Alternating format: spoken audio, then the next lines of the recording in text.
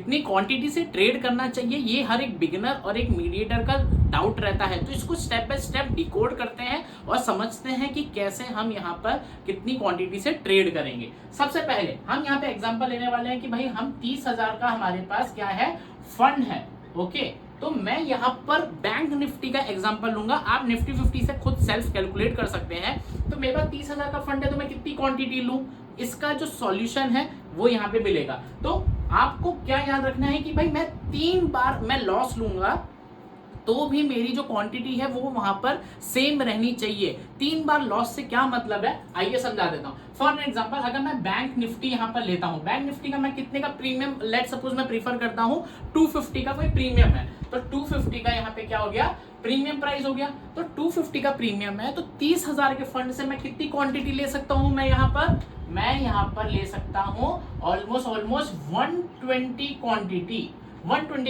अब मुझे क्वांटिटी कैसे डिसाइड करनी है, यहाँ पे समझते हैं। तो अब मैंने 30,000 का मेरे पास टोटल फंड है, क्वांटिटी आएगी 120, ठीक है, और प्रीमियम मैं 250 का सिलेक्ट कर रहा हूं। तो अब मेरे को 3 बार भी लॉस करूं तो मेरी क्वांटिटी सेम रहनी चाहिए, ये हमारा माइंडसेट होना चाहिए, ताकि वो हमें क्या है, कॉन्फिडेंस बूस्टअप दे। तो फॉर एन एग्जांपल अभी मैं यहाँ पर अगर मैंने पूरा फंड यूटिलाइजेशन में डाल दिया 120 का, ठीक है, और मुझे यहाँ पर 30 पॉइंट लॉस हो गया। अगर आप 40-50 पॉइंट से ज्यादा लॉस ले रहे हो तो अल्टीमेटली आप लॉस में जाओगे, क्योंकि अगर कोई भी ट्रेड 30 पॉइंट से ज्यादा लॉस दे देती है तो आपको वहां समझना पड़ेगा कि आप वहां पर गलत हो चुके हो, राइट। तो इसका मतलब क्या है, तो अगर मेरा यहाँ पर 120 क्वांटिटी में 30 पॉइंट का लॉस होता है तो मैं इनटू मल्टीप्लाई करूंगा, तो ऑलमोस्ट टैक्स के साथ मेरा कितना फंड यहाँ पर चला जाएगा, 4,000 का मेरा वहां पर लॉस हो जाएगा। अब मेरे पास फंड कितना बच रहा है, मेरे पास फंड बच रहा है अब 26,000 का।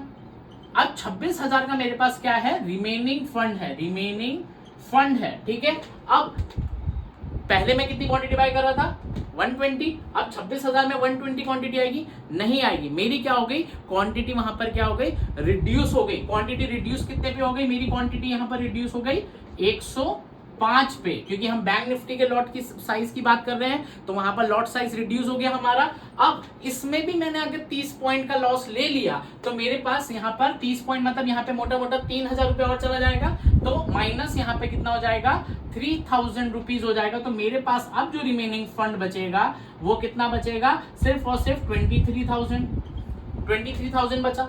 अब 23,000 से क्या मैं वापस से सेम क्वांटिटी ले सकता हूं 105 का, मेरा प्रीमियम 250 है, नहीं ले सकता।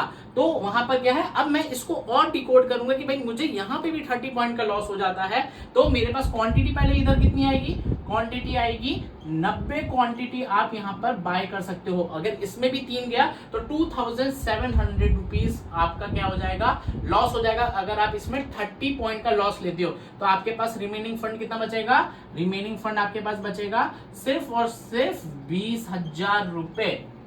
20,000 रुपए में कितनी क्वांटिटी आएगी, 75 क्वांटिटी आएगी। तो आपको क्या याद रखना है कि आपके पास फंड अगर 30,000 रुपए है और यहाँ पर आपका क्वांटिटी कितना होना चाहिए, तो कि 3 बार लॉस ले सको तो भी आपकी क्वांटिटी सेम रहे, ताकि प्रॉफिट लॉस का रेशियो मेंटेन रहे, इस बात का ध्यान रखना है। तो आपकी जो आइडियल जो क्वांटिटी होनी चाहिए वो होनी चाहिए 30,000 के फंड में 75 क्वांटिटी होनी चाहिए, क्योंकि अगर आपका 3 बार लॉस भी हो जाए तो भी क्वांटिटी आपकी सेम रहे और आपका कॉन्फिडेंस वहां पर बना रहे। तो ये जो थी, आप इस तरीके से आप जो अपनी जो क्वांटिटी है वो यहाँ पर डिसाइड कर सकते हैं कि भाई मेरे को यहाँ पर कितनी क्वांटिटी से ट्रेड करना है। तो सिंपली अब बोलोगे सर मेरे पास 10,000 का फंड है, तो 10,000 से ट्रेडिंग थोड़ी सी मुश्किल हो जाती है, लेकिन ट्रेडिंग करने के लिए आपको कैपिटल एटलीस्ट 30,000 से 50,000 मिनिमम जो रिक्वायरमेंट रहता है वो आप धीरे धीरे फील कर ही लोगे। तो मेक श्योर पहले तो वीडियो को यहाँ पे लाइक जरूर कर देना, चैनल को सब्सक्राइब कर देना। अगर आपको आपका यहाँ पे जवाब मिला है तो आप कितनी